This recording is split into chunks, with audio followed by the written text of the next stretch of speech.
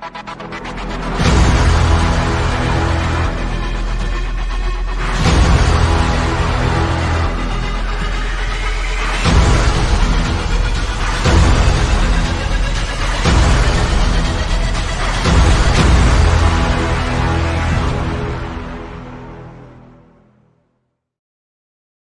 everyone, and welcome back to the Blockchain Chronicles. This is the Crypto News edition number 3.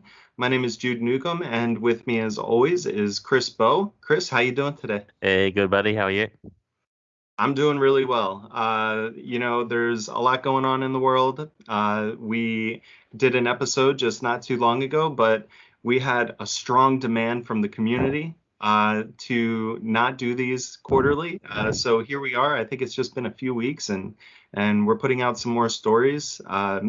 This week we have 4 more stories that all involve DeFi in some way. And this is our DeFi special.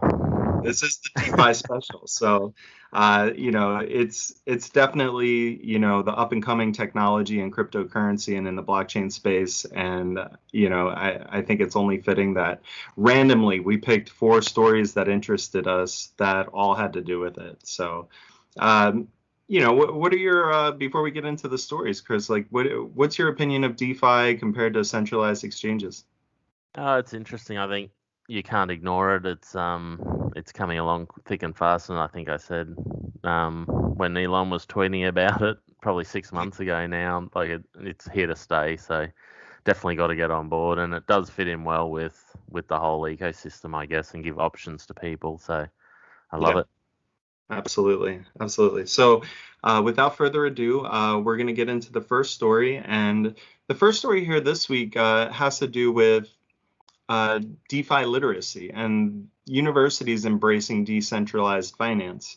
And as we can see here, with this article from Cointelegraph, decentralized finance, or DeFi, has become one of the fastest growing sectors within the cryptocurrency ecosystem. And data has shown that the total value locked is now around $130 billion. And what they're basically go on to say here is, under the where you can learn about DeFi section, is that the University of California, Berkeley recently added a massively open online course, or decentralized finance, to its fall 2021 semester offering. And what they end up doing is kind of going through and saying, like, how the course is going to be taught in a few different segments, where the first segment is going to cover an introduction to smart contracts and blockchain in general. The second segment is the core, which would discuss different DeFi services like stable coins, DEXs, decentralized lending, and more. And then they're also going to go into other things like privacy and oracles and things like that. But the thing that really caught my eye about this story is something that I've heard, over the past like 5-10 years, and the importance of younger people gaining an idea of how finance should work in their own lives.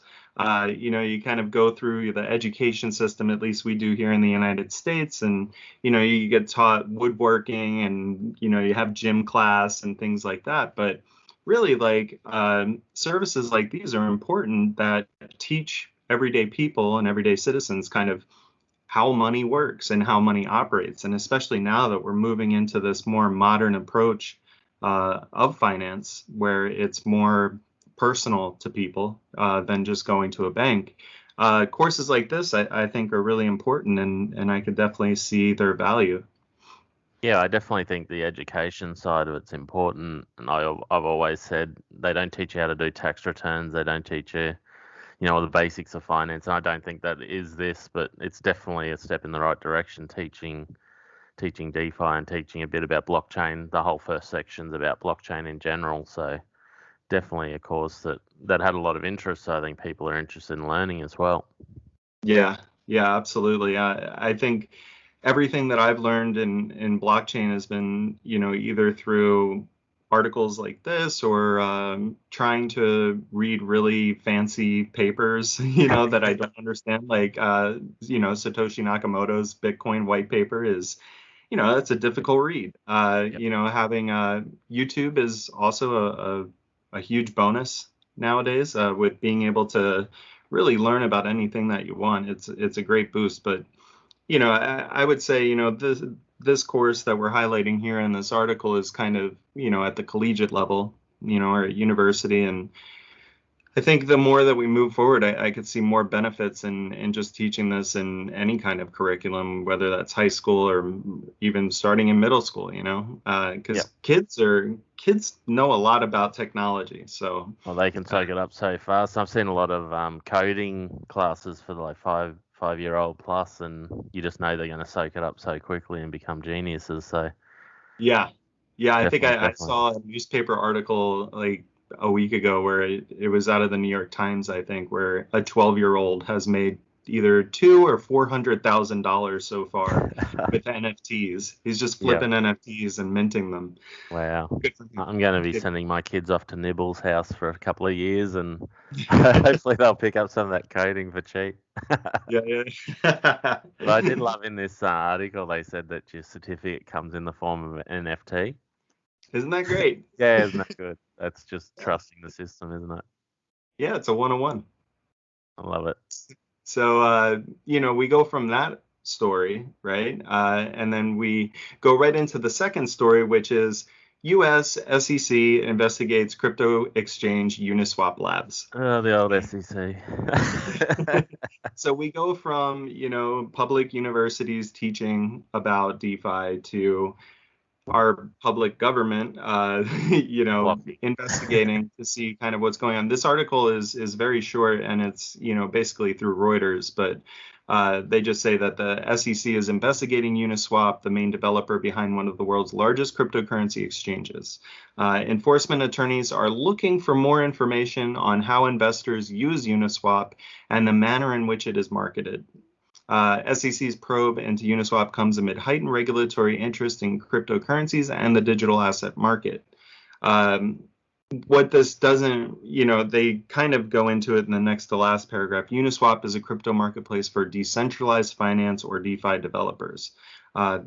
So they don't really go into too much of, why this is a really important story, because Uniswap is decentralized, but there is also obviously like people that created Uniswap, and it runs on its own, but it's still backed by a group of people. So they're being investigated for what? I'm not sure. I have guesses, but it is a DeFi marketplace, and I think that that's kind of like where the government is getting a little curious or interested, because regulating decentralized, businesses is going to be a difficult thing to do. It's going to be super difficult to try and work out who's running these different services. But what I found interesting here is the Uniswap price didn't really get affected at all. Just after having ridden the XRP death train on SEC, I know that was a lot heavier than just an investigation, but I was very Yeah. interested to see the price sort of held until today, when everything followed Bitcoin down the drain. But Yeah. until then, Uniswap had held nicely and was sitting around that $30 mark and doing well. So this hadn't really impacted them from a price point. Yeah, it's interesting how price movements work in the market. When the market's in a bull market, it seems like nothing can really impact it. Kind of like when you're Yeah. in a bear market and a team produces something that's really great, it has a really difficult time of improving its market, Yeah. place in the market. So yeah, I'm interested to see like where this story goes, and we'll update this in future episodes if more news comes out from it. But it's definitely something to watch. Kind of seeing this dichotomy between what people want and kind of what representative government is actually doing, towards those Yeah. desires. You see like University of California or University of Wyoming, they're putting out like all these classes about DeFi. And then the government's like, what's going on over here? What's over there under that rock? So, What I think with this whole thing is the SEC don't have the size or ability to take on all these projects. They're going to have to pick very carefully who they go after, and these court cases, I imagine, aren't cheap. And especially if they lose the XRP case, it's going to lose them a lot of credibility in the space. So yeah, plus they take so long. like even just catching companies in the regular stock market for, failure to delivers and things like that that's going on with the AMC storyline. Yeah. That can take years. Yeah. So if they're just investigating now, there probably won't be developments really that would come out for a while. So, and I think you're right. The outcome of the XRP case, I think, is important not only to XRP holders, but to everyone in cryptocurrency. And I Yeah, think, for sure. XRP catches a lot of crap, from the greater community, whether deserved or undeserved. I'm not getting into that, No, but let's not have that discussion today. yeah. We're on DeFi special. But I don't believe, just my personal opinion, I don't think anybody should be rooting against XRP in this court case. But No, that's, exactly. I just want to see what happens to the price if just out of an interest point of view, if it gets settled or the case oh yeah. gets thrown out. That's to be amazing just for the history of cryptocurrency, just to see what actually happens that day. Absolutely, absolutely.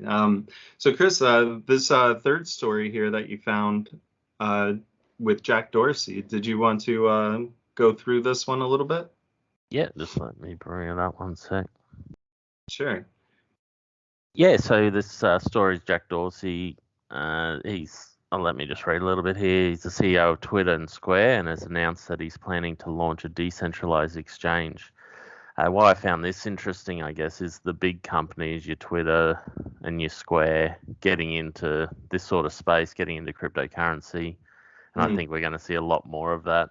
And I guess also my interest is in all the current DEXs and even centralized exchanges that have to be watching this sort of development and wondering where everything's going and are they going to be the main player in the future with all these new big sort of organizations coming in.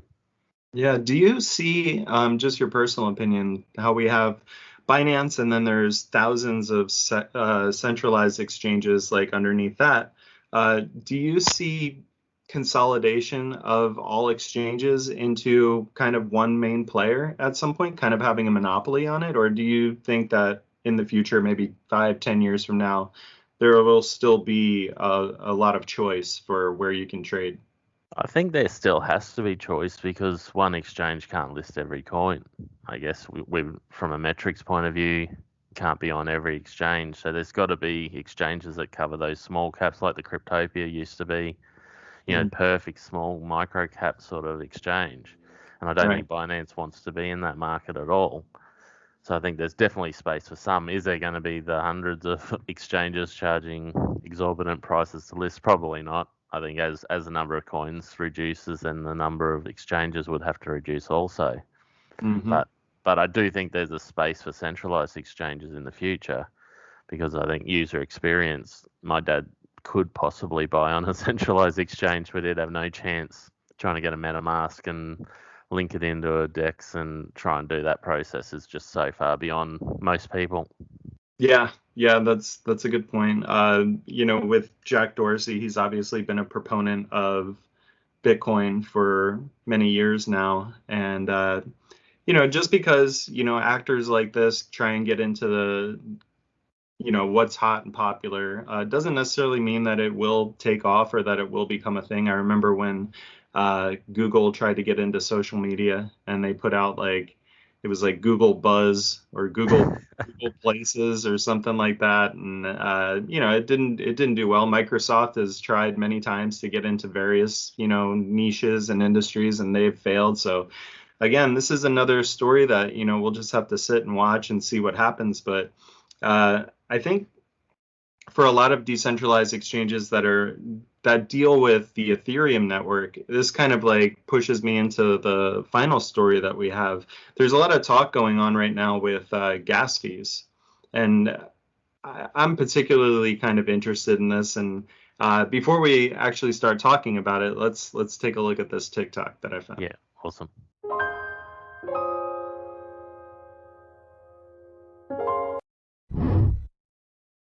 All right, Chris. So here is the dazed man looking at monthly expenses with his mortgage and cars, and then he has $145,000 a month in gas fees. And He's done his budget.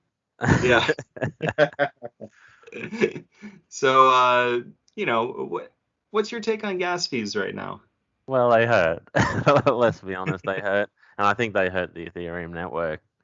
But I did look at. I think we can put up the chart of historical Yeah, gas fees, I'll bring that up right here. So, and I find that interesting that it's not. It's really cheap at the moment. If you look at historically, I think we hit 538. mm, In September of 17, that was all on the kitties, I think, from memory, the crypto kitties. yep. But we're at about 124 now, which hurts. I know if you're sending small amounts, it really hurts, and it really hurts those ERC20 coins trying to send out their coins and trying to move the coins around and move them to exchanges. It's really crippling.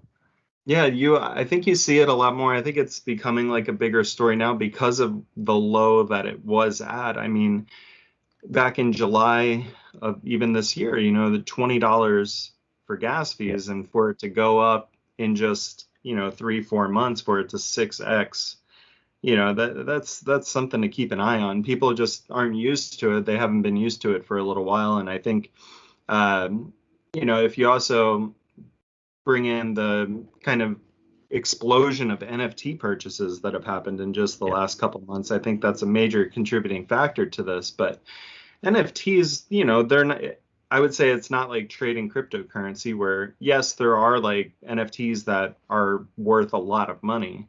But a lot of yeah, them are also, 5% of one Ethereum or even less. And those yeah, things are kind of flying around. And, how many of those do you really want to buy if, every time that you're trading for them or trying to trade for them, you're spending $120 outside of that. yeah. It's just painful, and I'm waiting and waiting for Ethereum 2.0 because Don't the say way that 2.0. We've all been waiting for 2.0, but I don't think it's coming. but I mean, as I hear two different stories, but from what I've read in like newspaper articles and things like that, is that 2.0 will lower gas fees. Like that Yeah, is what they're saying. Some people have their opinion that it's not going to impact it, but that's just the way that I'm reading into it, and I feel like it yeah, must. It yeah. It must. definitely will. I think affect. I don't think it was the sole purpose for doing it, but it's definitely one of its core outcomes has to be reducing gas. Yeah, because I mean, like you mentioned briefly, like we're part of the Metrics Coin team. We just went into the DeFi space, and we offer wrapped MRX where you can choose Ethereum or the Binance Smart Chain for how you want to wrap your metrics. And if we're talking about a capitalistic society and we're a very easy choice between one or the other. I mean, it's a no-brainer right now, like what you would Yeah, choose to do your transactions with. It's going to be the Binance Smart Chain. yeah, absolutely.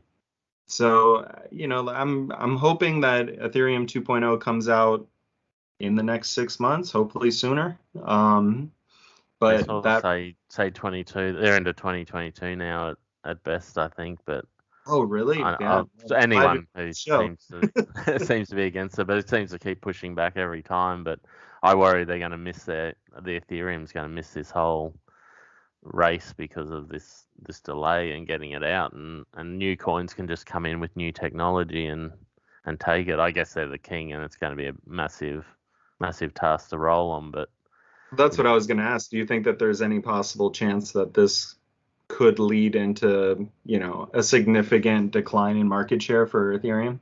I think it has to if it continues because even the rise of Binance Smart Chain is only on the back of Ethereum's gas prices.